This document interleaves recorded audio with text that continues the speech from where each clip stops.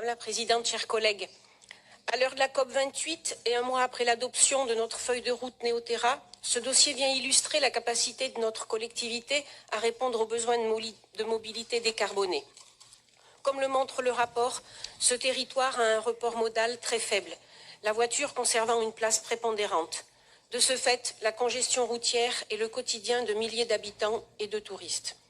Porter l'ambition d'un RER autour de l'étoile de Bayonne avec l'ambition d'un train à la demi-heure ainsi que la création de nouvelles haltes sur le parcours nous met en position de faire du train une vraie colonne vertébrale des déplacements décarbonés. Cette ambition, à l'image de ce qui s'est construit sur le RER girondin, peut créer une vraie dynamique qui incite à l'abandon de la voiture.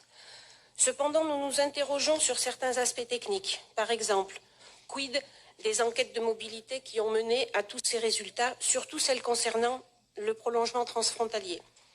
Quid du réaménagement d'un plateau ferroviaire à Hendaye? Quid de la convergence des 3 lignes au niveau de Moustrol, créant un goulet d'étranglement? Quid du tunnel pour le doublement de la voie envisagée sur la liaison Moustrol-Hurt? Mais ces questions techniques ne sont pas le sujet principal. C'est bien évidemment la question de l'articulation avec les autres réseaux de transport en commun, mais aussi le développement de mobilités actives. Cette ambition, Madame la Présidente, doit trouver les financements à la hauteur des besoins de renouvellement, de régénération, de modernisation du réseau.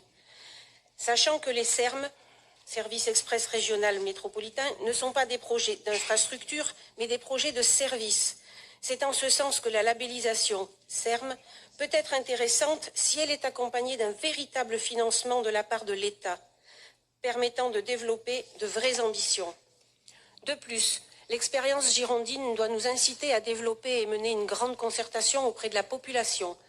Celle-ci permet d'une part de se connecter directement aux attentes, d'enrichir le projet et d'autre part d'en faire la promotion. Enfin, nous sommes convaincus que la pleine réussite de ce plan ne pourra se faire sans que les cheminotes et les cheminots ne soient pleinement acteurs de ce qui exige aussi d'être en capacité d'entendre ce qu'ils disent et ce dès aujourd'hui, car ce projet, cette ambition de développer, améliorer l'offre ferroviaire, les cheminots de la direction territoriale de ligne Landes-Pyrénées-Atlantiques, par la voie d'une organisation syndicale, la portent depuis le début des années 2000 et ont fait beaucoup de propositions en ce sens. Des mouvements de grève sont apparus un peu partout dans notre région, face au manque de personnel qui dégrade les conditions de travail des salariés. Or, nous ne pourrons réussir un tel projet sans que ceux qui vont le faire vivre au quotidien en soient pleinement acteurs. Il faut pour cela leur assurer des conditions de travail de qualité. Je rappelle à tout le monde ici qu'un cheminot, pour assurer le service, réalise des horaires décalés, travaille le week-end, les jours fériés, ce qui demande, pour que le métier soit attractif, des contreparties en termes salariales comme d'organisation du travail. Or, celles-ci ne sont plus assurées aujourd'hui. Nous faisons déjà face à des difficultés de recrutement, à l'image de ce qui se passe à l'hôpital ou dans les cars interurbains. Nous ne pourrons sortir de cette situation sans argent public.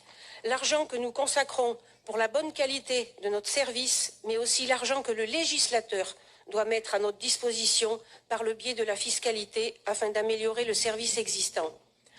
Une des leçons que nous devons tirer des politiques d'austérité mises en œuvre ces dernières années, c'est que l'on ne peut exécuter un service public de qualité sans moyens financiers. Voilà les remarques que voulait faire notre groupe. Nous voterons favorablement pour cette feuille de route et resterons vigilants sur le devenir du service public ferroviaire avec l'entreprise SNCF unifiée et non ses filiales ou d'autres opérateurs privés. Merci.